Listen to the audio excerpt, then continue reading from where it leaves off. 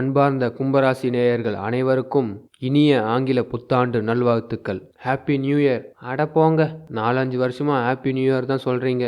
ஹாப்பியும் இல்லை, நியூவும் இல்லை, ஒரு சந்தோஷமும் இல்லை. இதனாலே இந்த 2025 வந்ததும் தெரில. எங்களுக்கு எல்லா நாளும் ஒரே நாள் தான் அப்படின்னு மிகப்பெரிய விரக்தியில் இருக்கிறீங்க. உண்மைதானே? 4-5 வருஷமாக படாத பாடுபட்டு இருக்கோம்ல, எவ்வளோ விரக்தி இருக்குது. நம்மளும் கடவுள்கிட்ட போய் கேட்குறோம், எப்படியாச்சும் கும்பத்துக்கு துன்பத்தை நீக்குன்னு சொல்கிறோம். கடவுள்கிட்ட நம்ம வேண்டியிருக்கோம், கடவுளே இந்த வருஷத்தில் நீ மட்டும் உதவி பண்ணலைன்னா உன்னோட நான் பேச மாட்டேன்னு நம்ம தான் முடிவு எடுத்திருப்போம். வேறு என்ன பண்ணுறது? நம்ம குடும்பத்தில் உள்ளவங்ககிட்டையும் நம்ம தான் அடங்கி போகிறோம், வியாபாரத்துலேயும் நம்ம தான் அடங்கி போகிறோம், ஆஃபீஸ்லேயும் நம்ம தான் அடங்கி போகிறோம், புருஷன் பொண்டாட்டிக்குள்ளேயும் அடங்கி தான் போயிட்டுருக்கோம். அடங்கி போயே பக்குவப்பட்ட கும்பராசி நேயர்கள் ஆண்டவனை மட்டும் என்ன எதிர்த்துக்கவ முடியும்? என்ன ஒன்று, நம்ம பேசினா திருப்பி பேசாத ஆள் ஆண்டவன் மட்டும்தான். அதனால கோவம் நிறைய படலாம், தப்பு இல்லை, அந்த உரிமையும் நமக்கு இருக்குது. ஆனால் எது எப்படியோங்க, இந்த கும்பராசிக்காரங்களுடைய மனசில் ஒரு எண்ணம், ஒரு நம்பிக்கை, நான் ஜெயிச்சிடுவேன், என்னால் முடியும், எனக்கு என்னைக்காவது ஒரு நாள் விடிவு காலம் பிறக்கும் அப்படின்னு நம்புறீங்க பார்த்தீங்களா?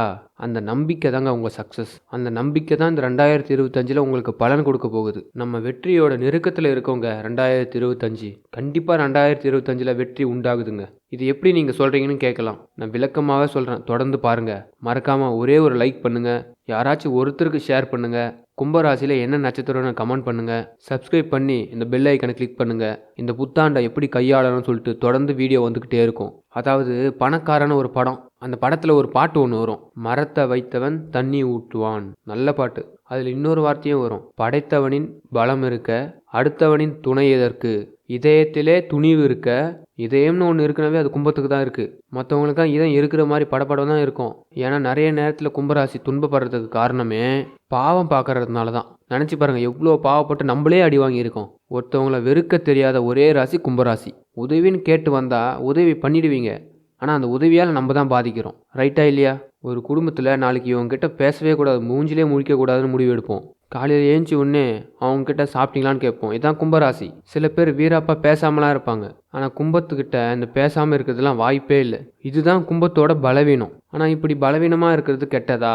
இல்லையே, கடவுள் பார்த்துக்கிட்டே இருப்பார். கடவுளே கும்பம் தான். கும்பராசியில் பிறந்தவர்கள் தான் கடவுள். பல பேருக்கு கருணை உள்ளமாக காட்சி அளிக்கிறாங்க. அப்படிப்பட்ட கருணை உள்ளம் கொண்டவர்களுக்கு 2025 பெஸ்ட் இயர், நாட் ஒஸ்ட்.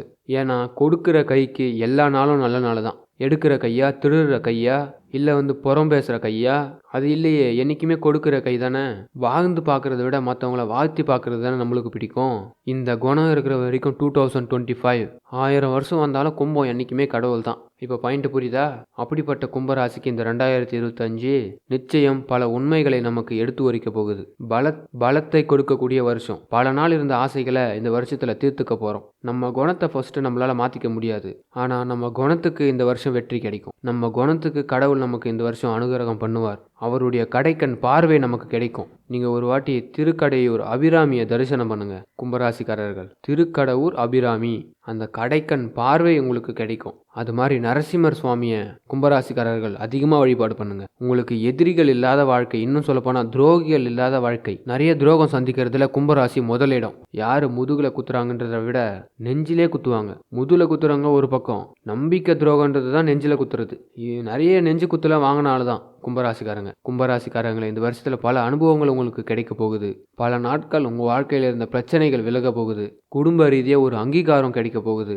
முதல்ல குடும்பத்தில் ஒரு சந்தோஷம் ஏற்பட போகுது. அது எப்படின்னா யார் எப்படின்னு புரிஞ்சுக்கணும், அதனால் மட்டும்தான். ஆனால் குடும்பத்தில் இருக்கிறவங்க எப்பவுமே பாராட்ட மாட்டாங்க, அதை மட்டும் ஞாபகம் வச்சுக்கோங்க.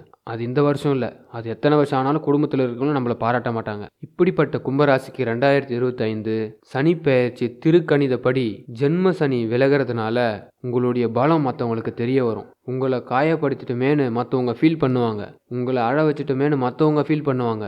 உங்களுடைய அருமை புரிய வரும். அதுவே உங்களுக்கு கிடைக்கிற முதல் வெற்றி. அதுக்கு அடுத்தது குரு பகவான் உங்கள் ராசிக்கு 4வது வீடு, 4வது வீட்டிலிருந்து உங்கள் ராசிக்கு 5வது வீட்டில் ஃபாலோ பண்ண போகிறாரு. சுப காரியம் நடக்க போகுது. மனசில் பிடிச்ச விஷயம் நடக்க போகுது. மிதுனத்தில் குரு வரும்போது ஒரு ஆனந்தத்தை கொடுக்க போகிறார்.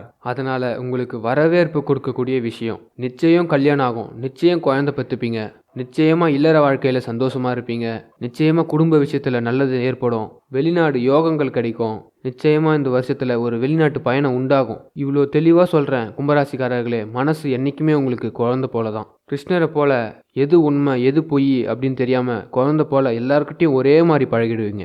ஓப்பனாக சொல்லப்போனால் சிம்பு ஒரு படத்தில் சொல்லியிருப்பார், நடிக்க தெரியல சாமி அப்படின்னு. அது மாதிரி தான் நடிக்க தெரியாதவங்க கும்பராசிக்காரர்கள். அப்படிப்பட்ட கும்பராசிக்காரர்களுக்கு ஏப்ரலுக்கு பிறகு இன்னும் நல்ல நேரம். ஆண்டோட முற்பகுதி பக்குவத்தை ஏற்படுத்தும். ஏப்ரலுக்கு பிறகு அடுத்து வரக்கூடிய 8 மாதம் உங்களுக்கு வளர்ச்சியை ஏற்படுத்தும், சந்தோஷமான விஷயங்களை ஏற்படுத்தும். நிறைய டூர் போக போகிறீங்க, என்னென்ன ஆசைப்பட்டீங்களோ அதெல்லாம் என்ஜாய் பண்ண போகிறீங்க. லைஃப்பை ஒரு சூப்பராக ஒரு மெச்சூரிட்டியாக கொண்டு வர போகிறீங்க. 2025 பல நாள் கழிச்சு ஆனந்தத்தை கொடுக்க போகுது. ஆனால் யாருமே ஒரே ட்ராக்கில் போகாதீங்க கும்பராசிக்காரர்களே. இந்த வருஷத்துக்கு பொறுத்த வரைக்கும் நம்ம என்ஜாய்மெண்ட்டுக்கு முக்கியத்துவம் கொடுங்க. இருக்கிற எல்லா இடத்துலையும் உங்களை சந்தோஷமாக வச்சுக்க முயற்சி பண்ணுங்க.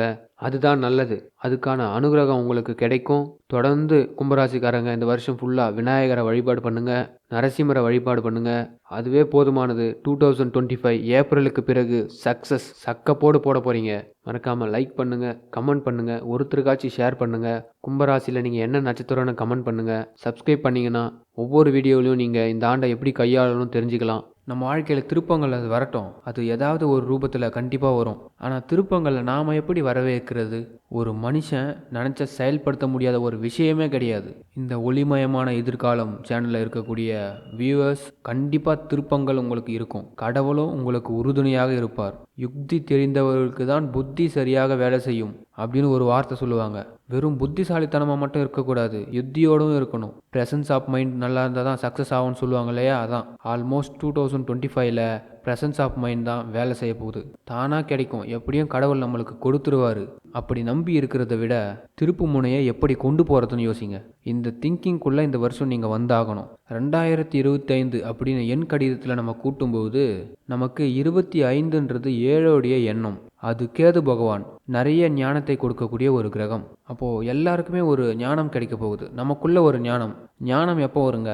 ஞானம் எப்போ கிடைக்கும்? ஒரு மனிதனுக்கு மிகப்பெரிய கஷ்டம் வரும்போது, அவனுக்கு இஷ்டமே இல்லாத ஒரு காரியத்தை செய்யும்போது தான் ஞானம் கிடைக்கும். ஒரு விருப்பமே இல்லாமல் இருக்கேன், அந்த காரியத்தை நான் செய்ய வேண்டிய கட்டாயம், அந்த கட்டாயத்தோடு நான் செய்யும்போது எந்த விதமான சந்தோஷமும் எனக்கு இருக்காது. அப்போ அவன் நினைப்பான், என்னடா இது, நம்ம வாழ்க்கையில் எதுவுமே நம்ம விருப்பப்பட்ட மாதிரி நடக்கலை, சும்மா கடமைக்கு வாழ்ந்துட்டு இருக்கிறேன்.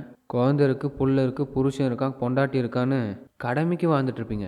எந்த விதத்திலும் எனக்கு ஒரு நிம்மதி இல்லையேன்னு ஏங்கிட்டு இருப்பீங்க. இப்படி பல இடத்துல நம்ம சந்தோஷமாக இல்லை. இந்த சந்தோஷம் இல்லைன்னும் போது தான் ஞானம் வரும். இதை எப்படி நம்ம பெறுவது? இந்த சந்தோஷத்தை எப்படி பெறுவது? அப்போ என்ன அர்த்தம்?